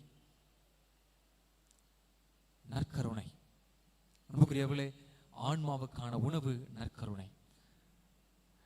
நம்ம இந்த 2020 நமக்கு ஒரு புது அருளாளரை திருச்சபை கொடுத்திருக்குது. அக்டோபர் 10ஆம் தேதி தான் அவர் அருளாளர் என்று அறிவிக்கப்பட்டார். இவர் யாருன்னா 15 வயது சிறுவன், அப்படிதான் சொல்ல முடியும். ஒரு பாய், யங் பாய். அவர் பேரு கார்லோ. இத்தாலி நாட்டில் பிறந்த ஒரு சிறுவன். அன்புக்குரியவர்களே, இந்த சிறுவன் கம்ப்யூட்டர் மேல ரொம்ப ஆர்வம் உள்ளவர். கேமிங்கு, இன்டர்நெட் இதெல்லாம் ரொம்ப அவருக்கு பிடிக்கும். இப்படிப்பட்டவர், ஒரு கம்ப்யூட்டர் மேல ஒரு ஆர்வம் உள்ள ஒரு ஆளு எப்படி புனிதரானார்? அதை புனிதராக போகிறார், ஆயிடுவார் நிச்சயமா. அருளாளர் ஆயிட்டார் ஏற்கனவே. இவர் தினமும் திருப்பலி பார்த்தவர். டெய்லி மாஸ், தினமும் திருப்பலி, தினமும் ஜெபமாலை. இது 2 தான் அவரோடு இருந்தது. இன்டர்நெட் பயன்படுத்தி கம்ப்யூட்டரை பக்கத்துல வச்சு அதுல வேலை செய்யும் ஒரு சிறுவன் இன்று அருளாளராயிருக்கிறார். அதற்கு காரணம் நற்கருணை. நற்கருணை மீது அவருக்கு இருந்த பற்று. அவங்க அம்மா கூட டெய்லி மாஸ்க் வர மாட்டாங்களாம், இவர் போய் அவங்க அம்மாவை டெய்லி மாஸ்க் வர வச்சிருக்கிறார். கிறிஸ்துவில் அன்புக்குரியவர்களே, இன்றைக்கு கணினிக்கு, கம்ப்யூட்டருக்கு இவர் தான் பேட்ரன். நமக்கு தொலைந்த பொருட்களுக்கெல்லாம் நமக்கு பாதுகாவலர் இருக்காங்களே, கம்ப்யூட்டருக்கு ஒரு பாதுகாவலரை நாம் பார்த்திருக்கிறோம். முதல் முறையாக ஒரு புனிதர் ஜீன்ஸ் போட்டு, டிஷர்ட் போட்டு, ஷூ போட்டு பார்க்க போறோம், ஸ்னீக்கர்ஸ் போட்டு பார்க்க போறோம். திருச்சபை நமக்கு கொடுத்திருக்கும் ஒரு புது அருளாளர். நம்ம வாழ்கின்ற இந்த தருணத்துல நற்கருணையின் வல்லமை எது அன்புக்குரியவர்களே? உங்கள் ஆன்மாவை பாதுகாக்கக்கூடிய உணவு நற்கருணை. நற்கருணையை லேசாக எடுத்து விட வேண்டாம். நம்ம வெயில்ல போய் நின்னோன்னு வைங்களேன், நமக்கு வெயில், சூரிய கதிர்கள் நம் மீது படுகிறது. நம் மீது சூரிய கதிர்கள் பட்ட உடனே என்ன நடக்குது உங்களுக்கு தெரியுமா? நமக்கு தெரியாது. ஆனா ஒண்ணு நடக்கிறது. அந்த ஒளியை நம்முடைய ஸ்கின், நம்முடைய தோல் விட்டமின் டி ஆக மாற்றுகிறது. நமக்கு தெரியாது. நீங்க அதை பத்தி தெரிஞ்சுக்கவும் வேண்டாம். நீங்க போய் வெயில்ல நின்னா போதும், விட்டமின் டி வந்துடும். அதே போல் அன்புக்குரியவர்களே, உங்களால் ஜெபிக்க முடியவில்லை என்றாலும், உங்களுக்கு ஆண்டவர் பிரசன்னத்துல எதுவுமே புரியவில்லை என்றாலும் பரவாயில்லை, போய் நற்கருணை பிரசன்னத்தில் அமர்ந்து விடுங்கள். நற்கருணை வாங்க முடியவில்லை என்றால் உங்கள் ஆன்மா எடுக்க வேண்டியதை எடுத்துக்கொள்ளும். எப்படி ஒரு ஸ்கின், ஒரு தோல் சூரிய ஒளியை எடுத்துக்கொண்டு விட்டமினாக மாத்துகிறதோ, உங்கள் ஆன்மா ஆண்டவருடைய பிரசன்னத்துல அதற்கு வேண்டிய சக்தியை எடுத்துக்கொள்ளும். நன்மை வாங்க முடியாத சூழ்நிலையில் இறை பிரசன்னத்தை நாடுங்கள். நற்கருணை சந்திப்புகளை அடிக்கடி வைத்துக் கொள்ளுங்கள். உங்கள் ஆன்மாவுக்கு அது நல்லது. இது இரண்டாவது. முதலே நான் சொன்னேன், உங்கள் ஆன்மாவை தூய்மையாக வைத்துக் கொள்ளுங்கள், கிளீன் யுவர் சோல். இரண்டாவது, உங்க ஆன்மாவுக்கு உணவு கொடுங்கள், ஃபீட் யுவர் சோல். மூன்றாவது, இறுதியாக உங்கள் ஆன்மாவை நீங்க என்ன செய்யணும்னா வழி நடத்துங்கள், லீட் யுவர் சோல். உங்கள் ஆன்மாவை நல்வழியில் நடத்துங்கள். எப்படி எப்படி நடத்துது? யார் சொல்லுவா? எவர் சொல்லிக் கொடுப்பார்? ஒன்றுமில்லை. சங்கீதம் இப்படியாக சொல்கிறது. சங்கீதம் 119 105வது வசனம், என் காலடிக்கு உம் வாக்கே விளக்கு. என் காலடிக்கு உம் வாக்கு விளக்கு அப்படின்னு என்ன? ஆண்டவருடைய வார்த்தை நம் பாதைக்கு ஒளி தருகிறதாம். நீங்க ஒரு விளக்க கையில வச்சிட்டு இருக்கீங்க, நீங்க நடக்கிறீங்க. அப்போ ஃபர்ஸ்ட் ஸ்டெப்புக்கு உங்களுக்கு ஒளி வேண்டும். அந்த ஒளி உங்கள் கையில் இருக்கும் விளக்கில் இருந்து கிடைக்கிறது. இது டார்ச் லைட் கிடையாது, விளக்கு. அப்போ நடக்க நடக்க ஒவ்வொரு அடிக்கும் விளக்கு கையில் இருந்தால்தான் ஒளி தெரியும். ஆகவே இறை வார்த்தையை படிக்க வேண்டும். நற்செய்தி மற்றதெல்லாம் விடுங்க, நற்செய்தி 4 நற்செய்தியை தயவு கூர்ந்து படியுங்க. ஆண்டவர் சொல்வதை கேளுங்கள். தானி அவருடைய வார்த்தையை ரிஃப்ளெக்ட் பண்ணுங்க, தியானம் செய்யுங்க. தினமும் ஒரு அதிகாரமாவது படியுங்கள், போதும். உங்கள் வாழ்வு மாறும். அந்த விளக்கு, அந்த ஒளி உங்களுக்கு வழிகாட்டும். இந்த உலகத்தில் வாழ இறை வாக்கு வழிகாட்டும். படிக்க ஆரம்பிங்க, விவிலியத்தை கையில் எடுக்க ஆரம்பிங்க. உங்கள் ஆன்மாவுக்கு இறை வார்த்தை ரொம்ப ரொம்ப முக்கியம். ஸோ 3 காரியங்கள் மறந்துடாதீங்க. கிளீன் யுவர் சோல், உங்கள் ஆன்மாவை சுத்திகரியுங்கள் பாவசங்கத்தின் மூலமாக. ஃபீட் யுவர் சோல், உங்கள் ஆன்மாவுக்கு உணவு கொடுங்கள் நற்கருணை மூலமாக. லீட் யுவர் சோல், உங்கள் ஆன்மாவை வழி நடத்துங்கள் இறை வார்த்தை மூலமாக. கண்களை மூடுவோமா?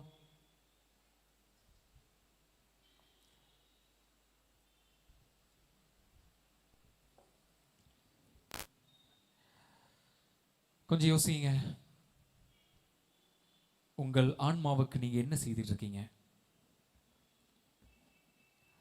உங்கள் ஆன்மாவுக்கு நீங்க என்ன செய்துட்டு இருக்கீங்க?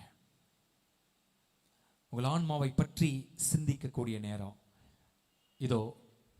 தூயவர் கீதம் பாடி ஆண்டவருடைய பிரசன்னத்திலே நாம் சிந்திப்போம்.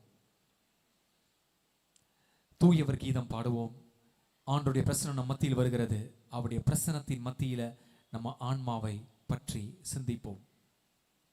தூயவர் தூயவர் தூயவர், மூவுலகில் தேவனாகிய ஆண்டவர் இதோ நம் மத்தியில வருகின்றார்.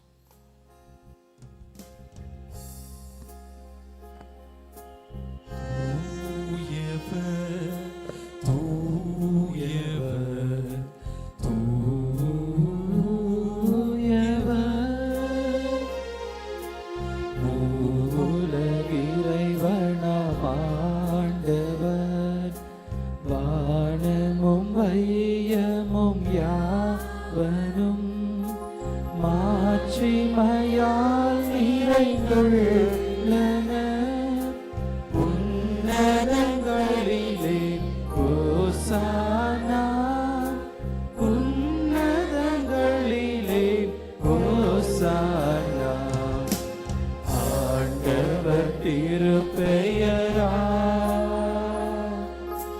வருவதராசீர் பேற்றவரே உன்னதங்களிலே ஓசானா உன்னதங்களிலே ஓசானா.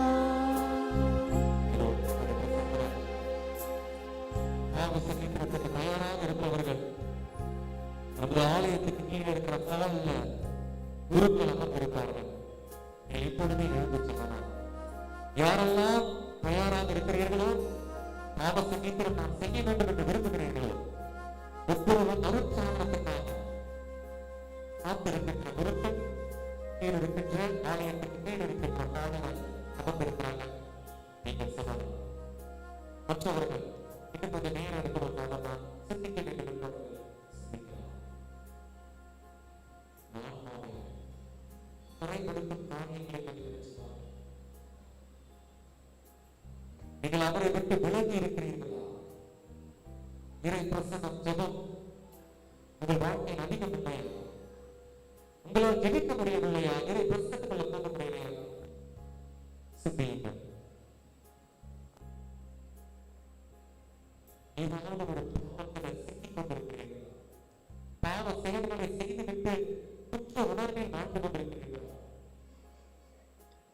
அல்லது பிறரை தெரிந்தோ தெரியுங்களோ பாவத்தை விட்டுச் சென்றிருக்கிறீர்கள்.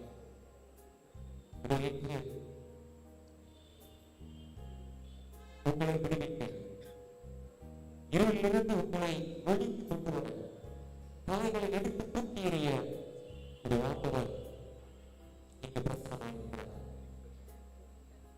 இன்று நம்ம ஆட்டுக்குட்டியின் ரத்தம் நமக்காக வந்திருக்கிறது. அவர் சுற்றிய விளைவிக்க முடியாத ரத்தம் நம் பாவத்திலிருந்து நம்மை விடுத காத்துக் கொண்டிருக்கிறது. நீ உணர்ந்தவர்களா? தூயம் தூயவர்கள்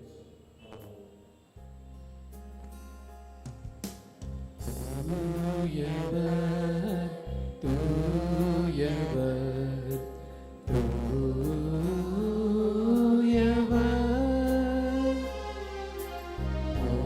உலகிறைவனாம் ஆண்டவர் வானமும் வையமும் யாவனும் மாட்சிமையால் நிறைந்துள்ளன. உன்னதங்களிலே ஓசானா உன்னதங்களிலே ஓசானா. ஆண்டவர் திருப்பெயரா வருகிற சீர் பெற்றவரே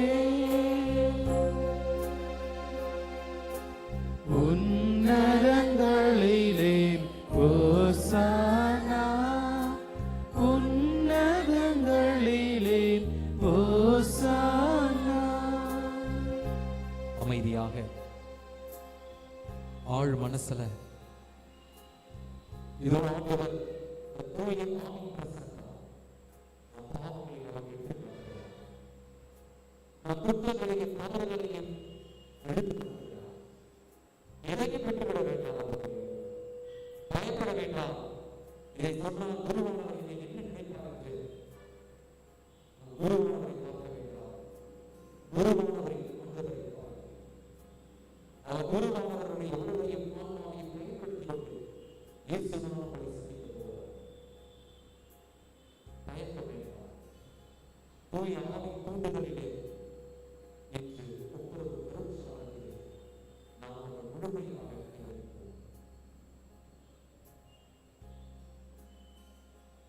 ஆவின் பிரசன்னம்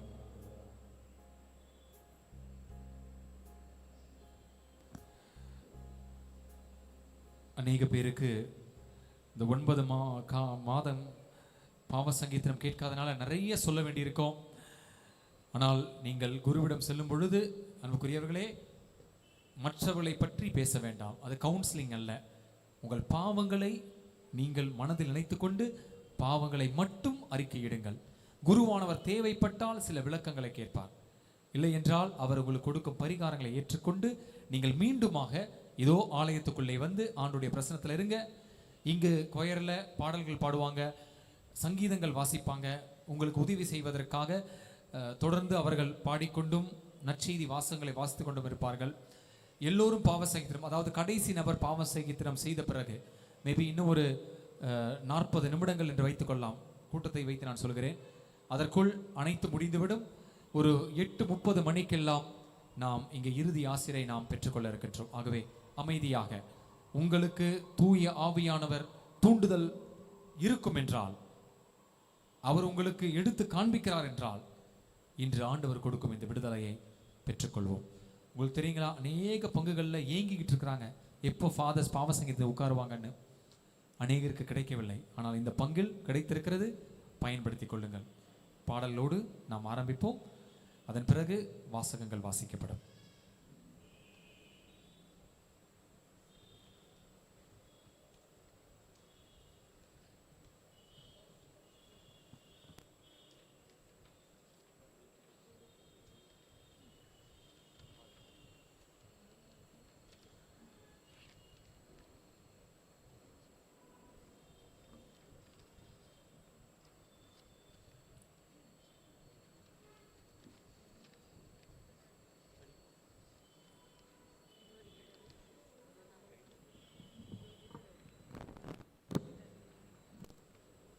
எவரது குற்றம் மன்னிக்கப்பட்டதோ, எவரது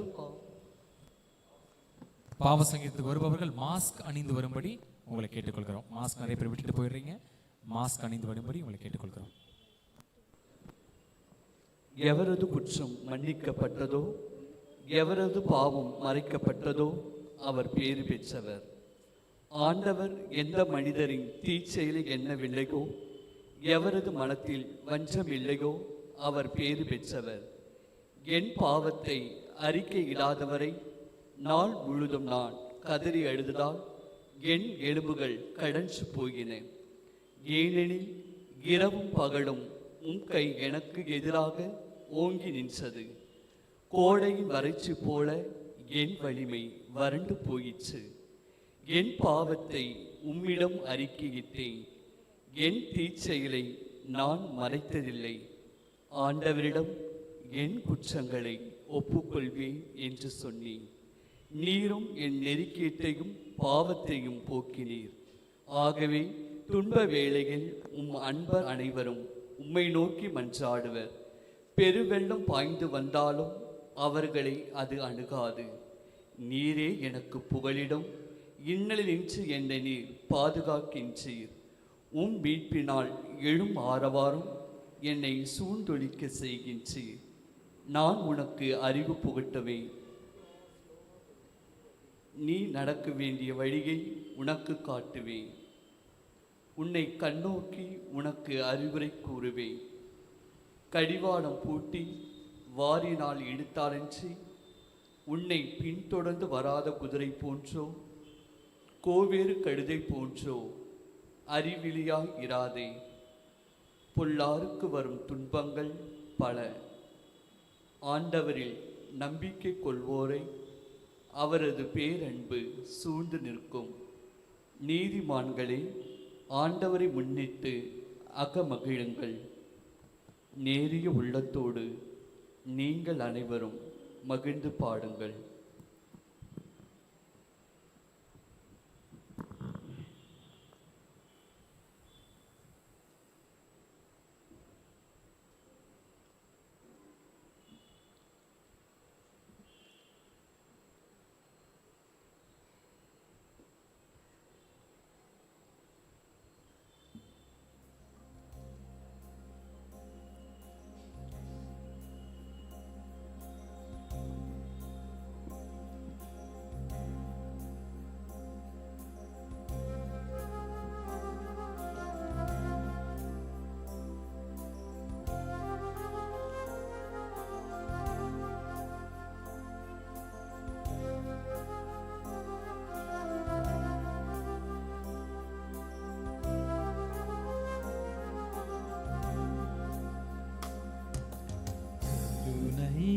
இறைவா சரணம், கடைக்கண் பாராய் சரணம். கருணை இறைவா சரணம். கடைக்கண் பாராய் சரணம்.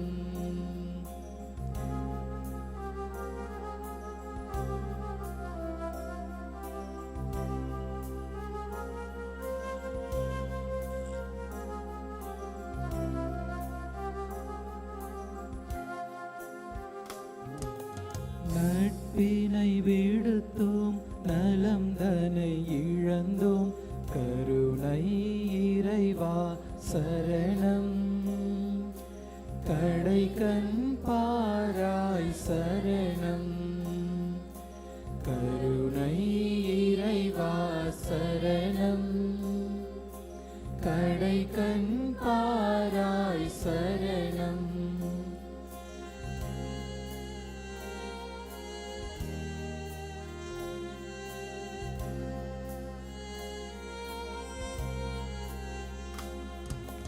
ஆசைகள் வளர்த்தோம், நலம் தனை விடுத்தோம். கருணை இறைவா சரணம். கடைக்கண் பாராய் சரணம். கருணை இறைவா சரணம். கடைக்கண் பாராய் சரணம்.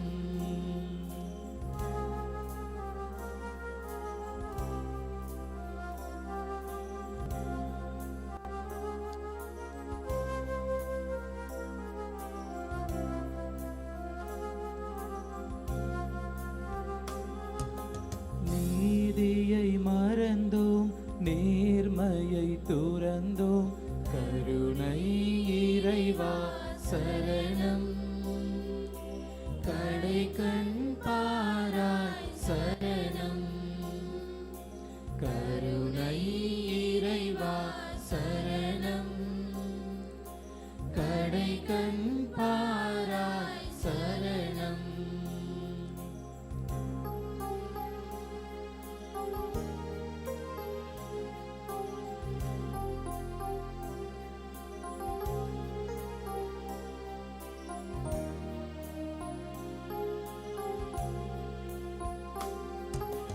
ஒளியினை வெறுத்தோம், இருளினில் அலைந்தோம். கருணை இறைவா சரணம். கடைக்கண் பாராய் சரணம். கருணை இறைவா சரணம்.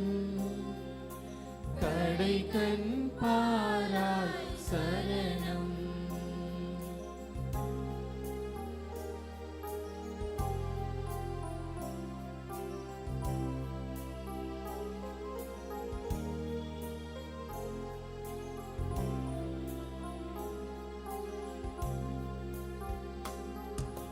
மன்னிக்க மறந்தோம், மரம் என இருந்தோம்.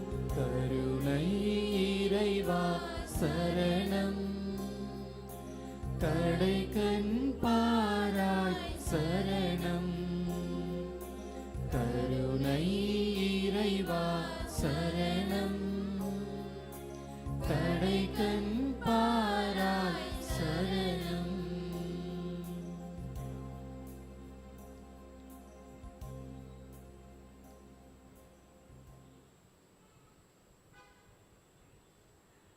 கடவுளே, உமது பேரன்பிற்கேற்ப எனக்கு இரங்கும். உமது அளவற்ற இரக்கத்திற்கேற்ப என் குற்றங்களை துடைத்தருளும். என் தீவினை முற்றிலும் நீங்கும்படி என்னை கழுவியருளும்.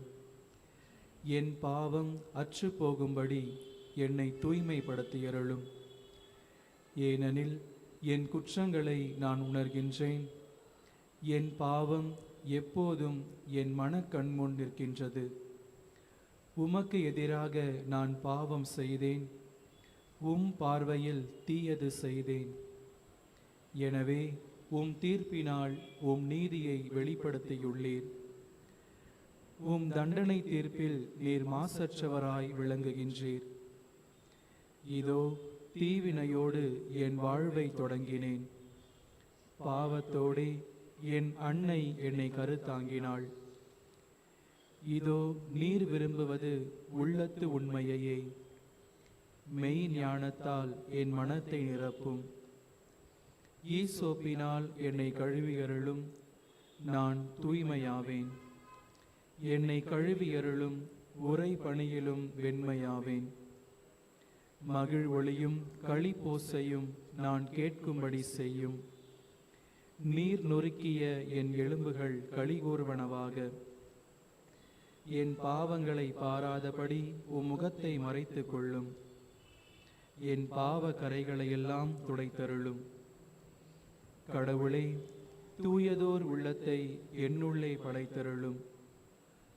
உறுதி தரும் ஆவியை, புதுப்பிக்கும் ஆவியை என்னுள்ளே உருவாக்கியருளும். உமது முன்னிலையிலிருந்து என்னை தள்ளிவிடாதேயும்.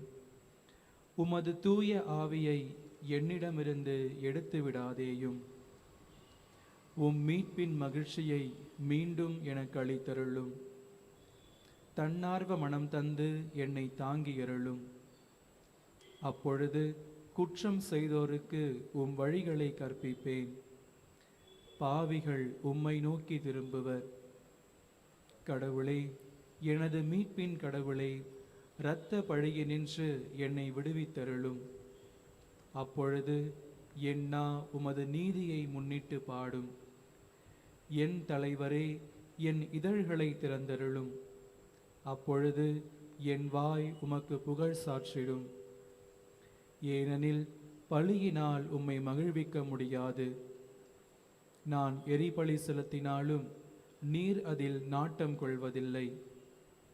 கடவுளுக்கேற்ற பலி நொறுங்கிய நெஞ்சமே. கடவுளே, நொறுங்கிய குற்றமுணர்ந்த உள்ளத்தை நீர் அவமதிப்பதில்லை. சீயோனுக்கு இன்முகம் காட்டி நன்மை செய்யும். எருசலேமின் மதில்களை மீண்டும் கட்டுவீராக. அப்பொழுது எரிபலி, முழு எரிபலி எனும் முறையான பலிகளை விரும்புவீர். மேலும் இளம் காளைகள் உமது பீடத்தில் பலியாக செலுத்தப்படும்.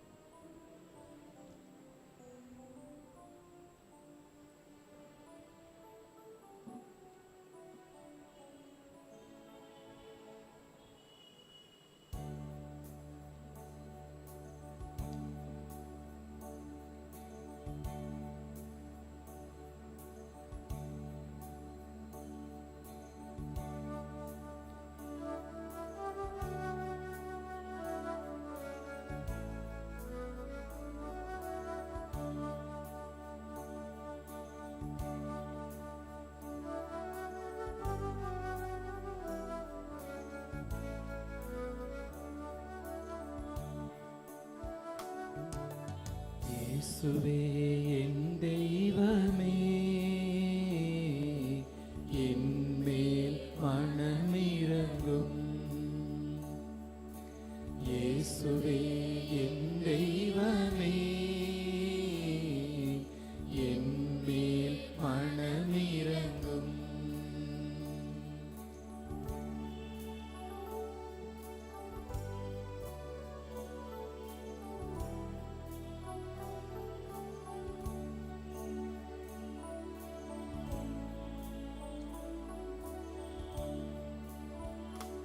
நான் பாவம் செய்தேன், உம்மை நோக செய்தேன்.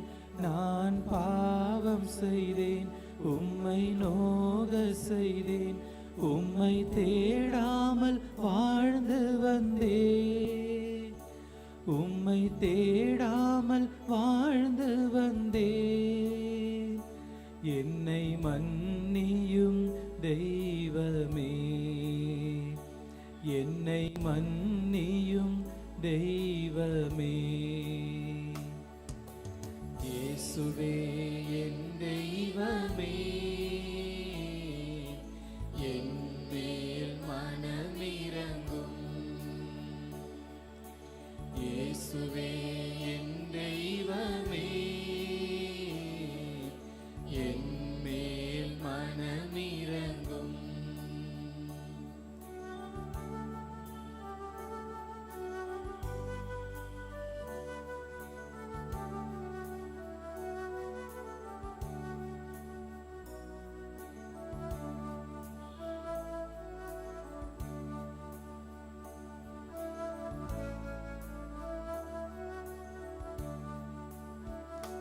உம்மை மறுதலித்தேன், பின் வாங்கி போனேன்.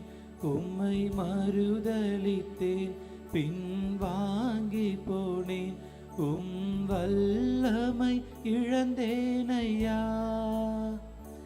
உம் வல்லமை இழந்தேனையா. என்னை மன்னியும் தெய்வமே, என்னை மன்னியும் தெய்வமே. இயேசுவே என் தெய்வமே,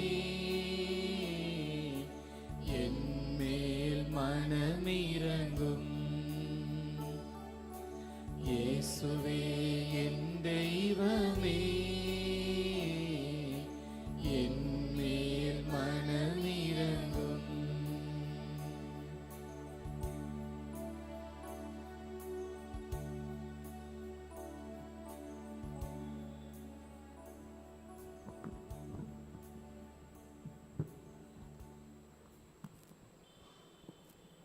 என் உயிரே ஆண்டவரை போற்றிடு, என் முழு உளமே அவரது திருப்பெயரை ஏத்திடு. என் உயிரே ஆண்டவரை போற்றிடு, அவருடைய கனிவான செயல்கள் அனைத்தையும் மறவாதே. அவர் உன் குற்றங்களை எல்லாம் மன்னிக்கின்றார், உன் நோய்களை எல்லாம் குணமாக்குகின்றார். அவர் உன் உயிரை படுகுழியினின்று மீட்கின்றார். அவர் உனக்கு பேரன்பையும் இரக்கத்தையும் மணிமுடியாக சூட்டுகின்றார். அவர் உன் வாழ்நாளை நலன்களால் நிறைவுற செய்கின்றார். உன் இளமை கழுகின் இளமையென புதிதாய் பொலிவுறும். ஆண்டவரின் செயல்கள் நீதியானவை. ஒடுக்கப்பட்டோர் அனைவருக்கும் அவர் உரிமைகளை வழங்குகின்றார். அவர் தம் வழிகளை மோசேக்கு வெளிப்படுத்தினார். அவர் தம் செயல்களை இஸ்ரேல் மக்கள் காணும்படி செய்தார். ஆண்டவர் இரக்கமும் அருளும் கொண்டவர், நீடிய பொறுமையும் பேரன்பும் உள்ளவர். அவர் எப்பொழுதும் கடிந்து கொள்பவர் அல்லர், என்றென்றும் சினம் கொள்பவர் அல்லர்.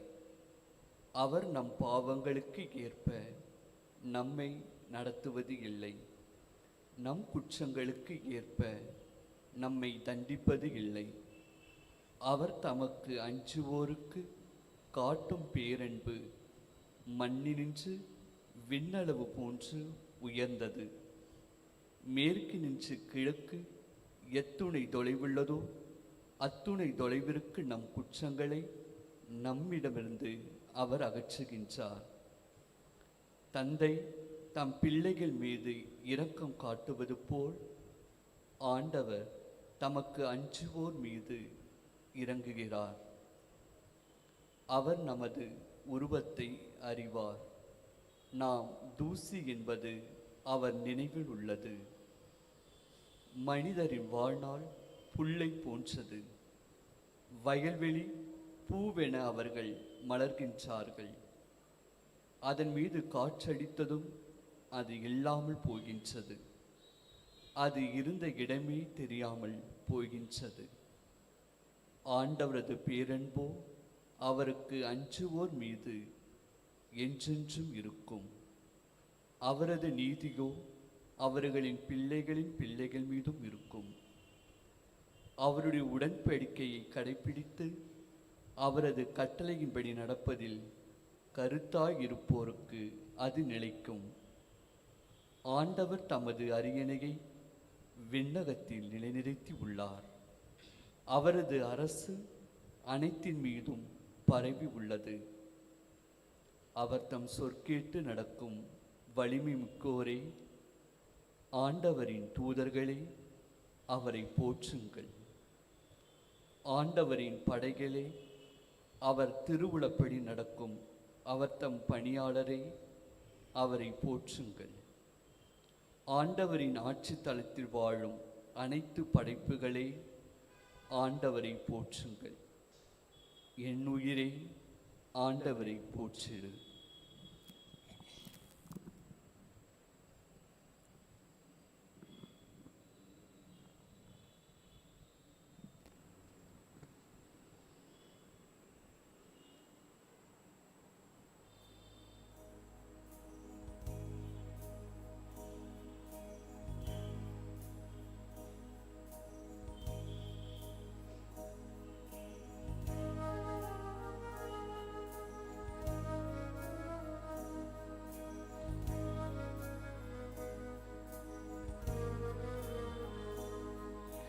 மனம் வருந்தி வருகிறேன், மனமோ வந்து ஏற்பாயே. மனம் வருந்தி வருகிறேன், மனமோ வந்து ஏற்பாயே. மனம் வருந்தி வருகிறேன், மனமோ வந்து ஏற்பாயே.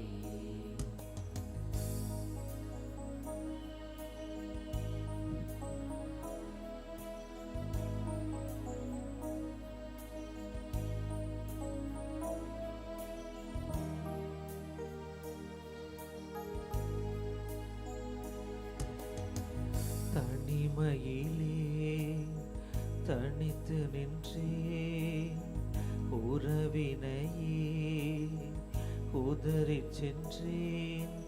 என் தேவனே, என் இறைவனே, என்னை ஏற்றிடுமே.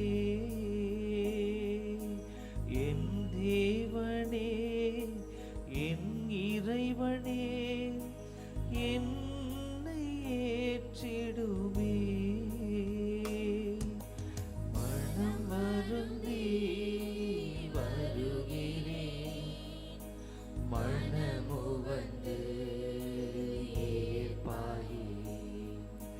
மனம் வருந்தி வருகிறேன், மனமோ வந்து ஏற்பாயே.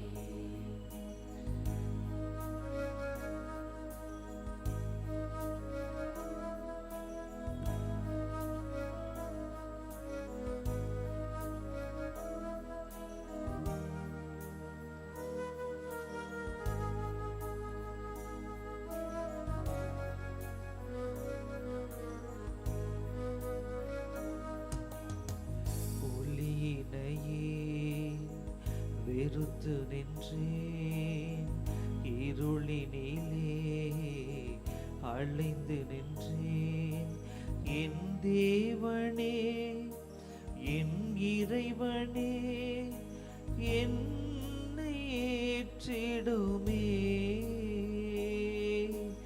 என் தேவனே, என் இறைவனே, என்னை ஏற்றிடுமே. மனம் வருந்தி வருகிறேன், ஏற்பாயே.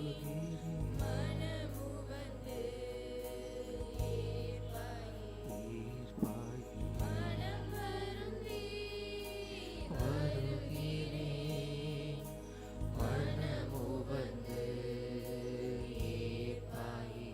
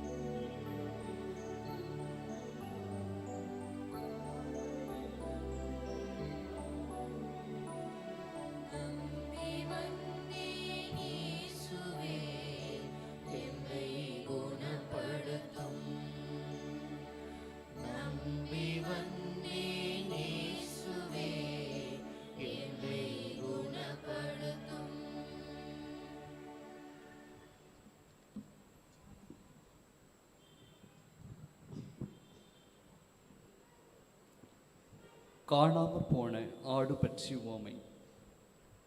வரி தண்டுவோர் பாவிகள் யாவரும் இயேசு சொல்வதை கேட்க அவரிடம் நெருங்கி வந்தனர். பரிசேயரும் மறைநூல் அறிஞரும் இவர் பாவிகளை வரவேற்று அவர்களோடு உணவருந்துகிறாரே என்று முணுமுணுத்தனர்.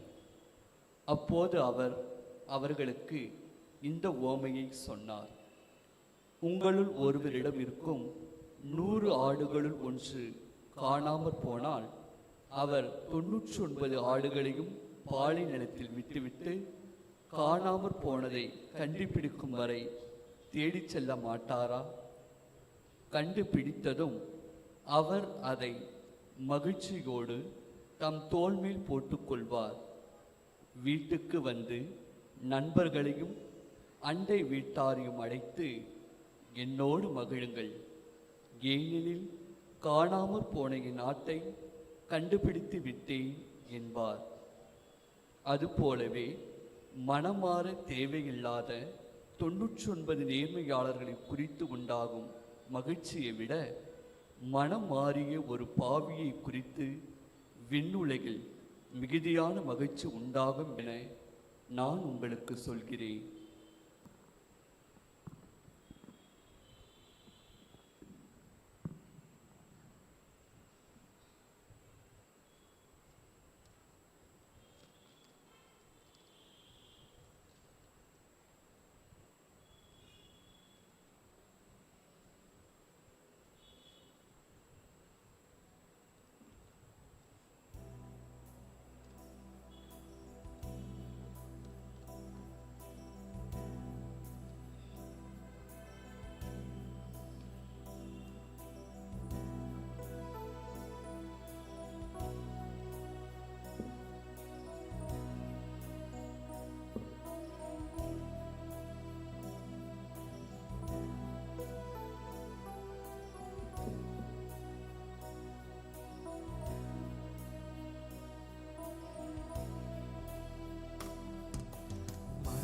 துருகும் தெய்வமே, என் மேல் மனமிரங்கும். மனதுருகும் தெய்வமே, என் மேல் மனமிரங்கும். மனதுருகும் தெய்வமே,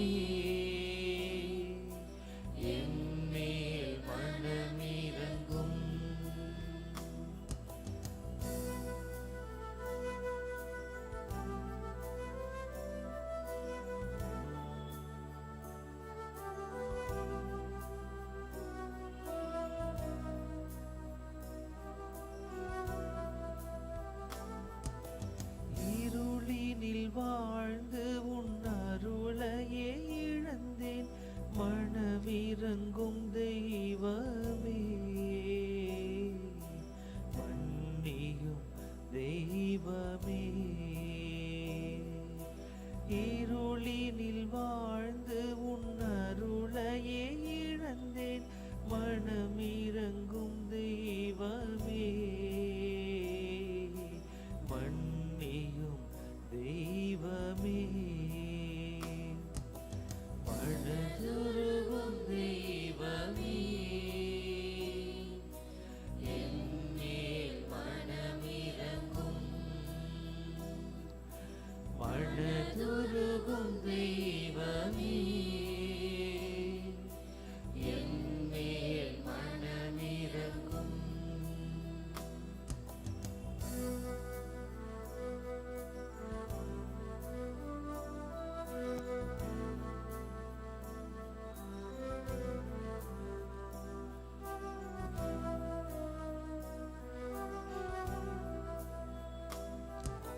வல்லமையில் வாழ்ந்து உதவிட மறுத்தேன்.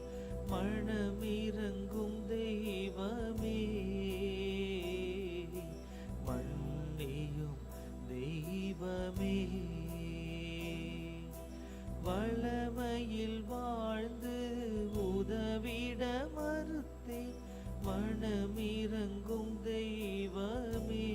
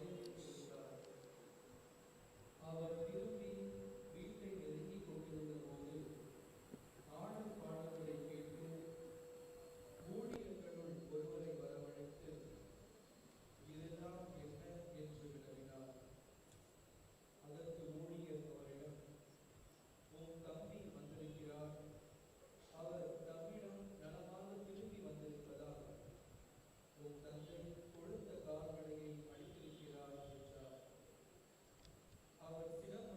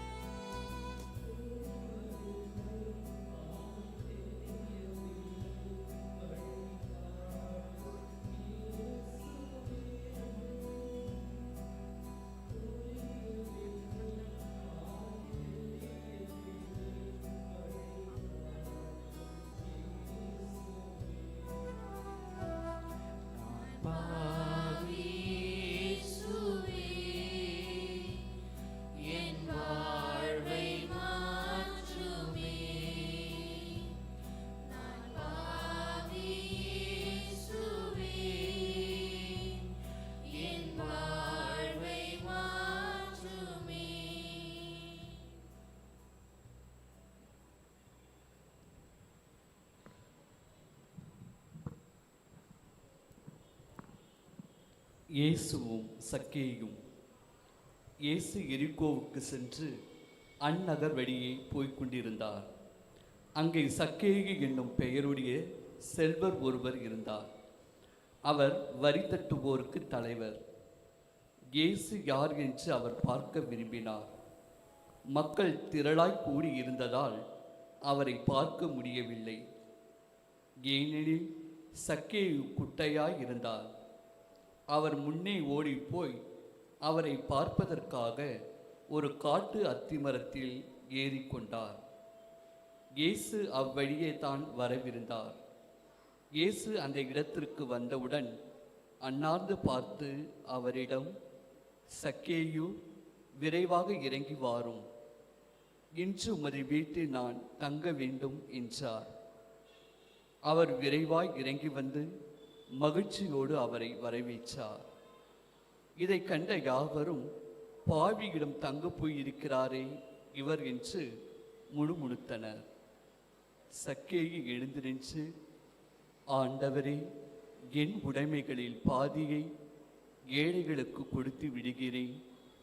எவர் மீதாவது பொய்க்குற்றம் சுமத்தி எதையாவது கவர்ந்திருந்தால் நான் 4 மடங்காக திருப்பி கொடுத்து விடுகிறேன் என்று அவரிடம் கூறினார். இயேசு அவரை நோக்கி, இன்று இந்த வீட்டிற்கு மீட்பு உண்டாயிற்று. ஏனெனில் இவரும் ஆபிரகாமின் மகனே. இழந்து போனதை தேடி மீட்கவே மானிட மகன் வந்திருக்கிறார் என்று சொன்னார்.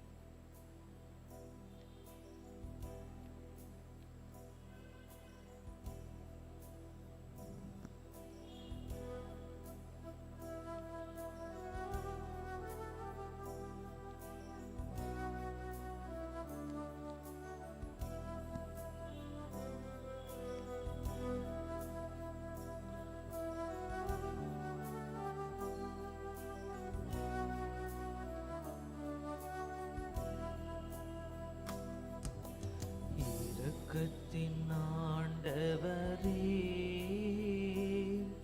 எம்மீது இரக்கம் வையும்.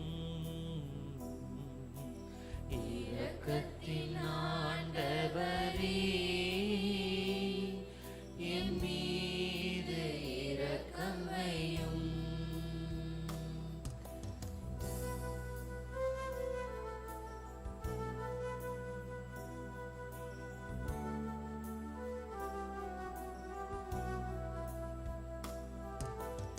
அளவில்லா இரக்கம் கொண்டவரே, அன்பினால் எம்மை ஆள்பவரே.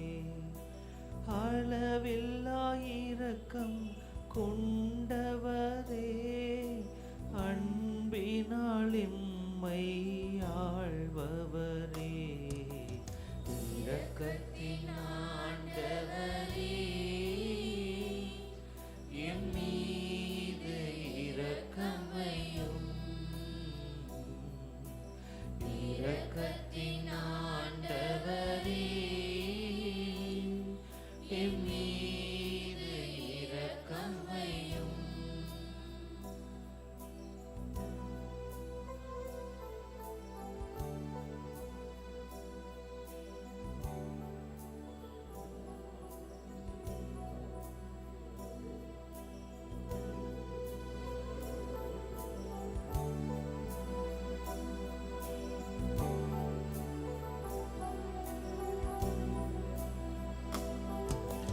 திடம் இதயம் தருபவரே, தினம் தினம் எம்மை ஆள்பவரே.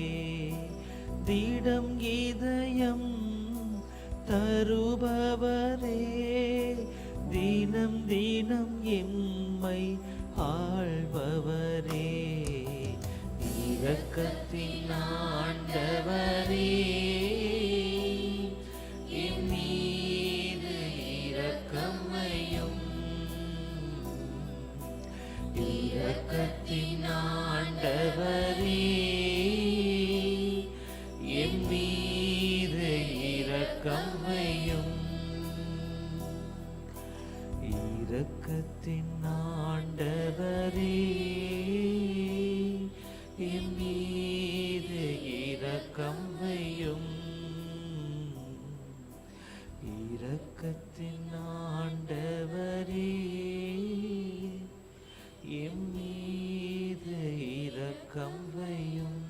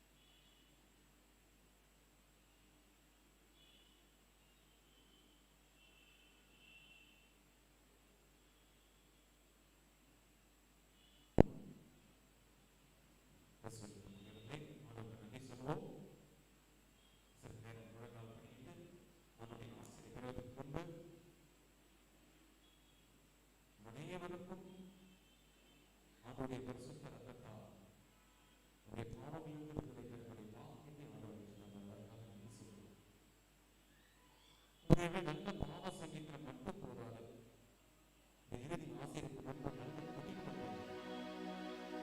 நல்ல முடிவு உறுதியான முடிவு மீண்டும் மீண்டும்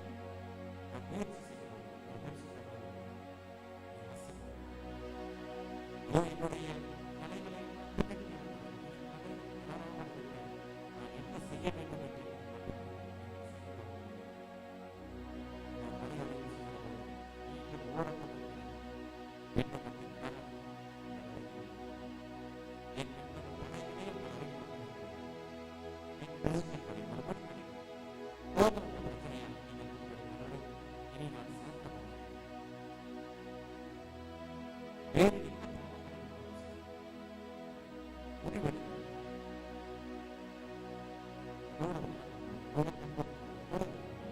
இந்த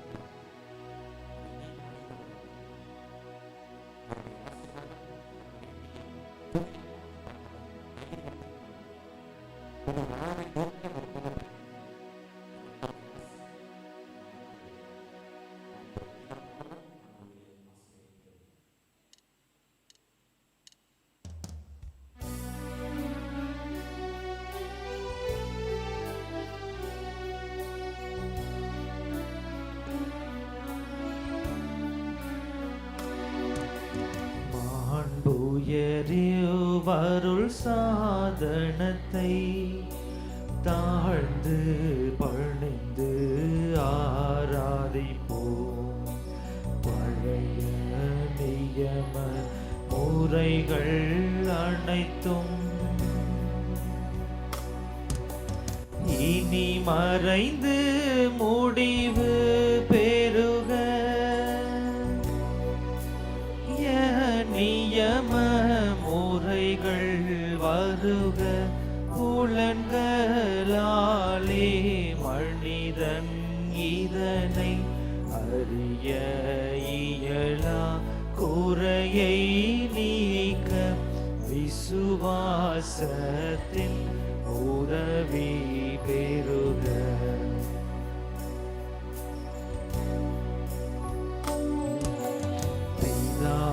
பிதாவர்க்கும் சுதனவர்க்கும் புகழ்ச்சியோடு வெற்றியார்ப்போம். தீபின் பெருமை மகிமையோடு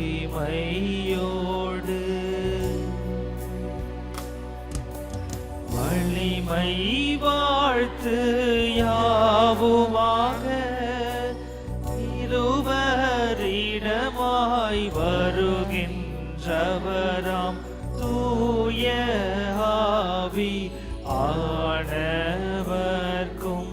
அளவில்லாத சம புகழ்ச்சி என்றுமே தாகுக. ஆமென்.